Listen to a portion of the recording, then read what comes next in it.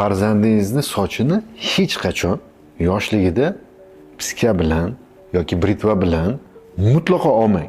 Shu yoshligidan, ya'ni chaqaloqligidan farzandlarni sochini britvada yoki mana bu ustarada oladigan bo'lsangiz, siz unda sochni follikullarini zararlab qo'yasiz. Nabrot, bu aksincha ertaga sochlarni o'sishiga bu zarar qiladi. Ya'ni bularning chiqishi qiyin bo'ladi. U sohada atrofiya bo'lishi mumkin. Shuning uchun tegmanglar. Har bir yoshni o'zida ham yangilanib turadigan fazalari bor.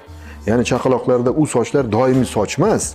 U to'kilib, yana boshqa soch chiqadi undan keyin. Doimiy sochlar.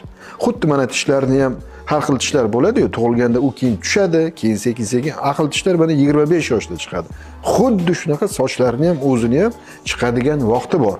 Uni sizlar majburlab kalga olib, zo'r qilib chiqara olmaysizlar hech qachon. Bu videoni mana shu ota-onalarga yuborib qo'yamiz. O'zlari keyin bilib-bilib sochlarini o'z vaqtida oladigan bo'lsin.